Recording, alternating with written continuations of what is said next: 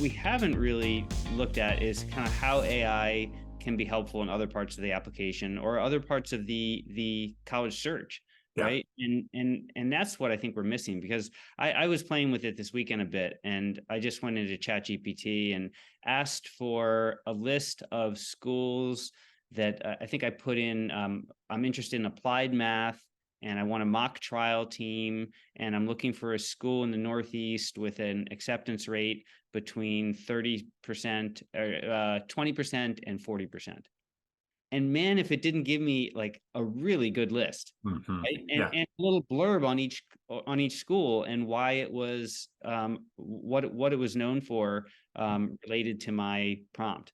And Yeah. so, I think we're fools if we're not using that to really dial in and kind of create things on the starting end of the funnel.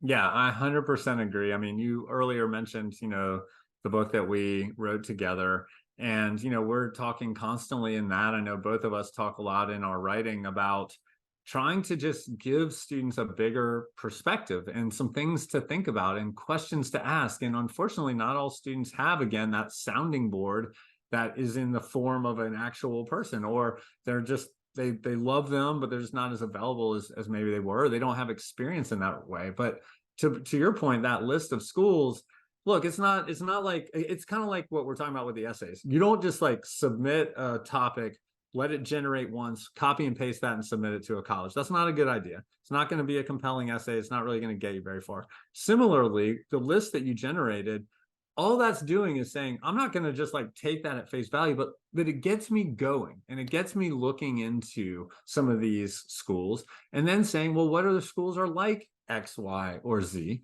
And for students, I just think that is invaluable because it's giving them the opportunity to think more broadly than any of us as humans naturally do.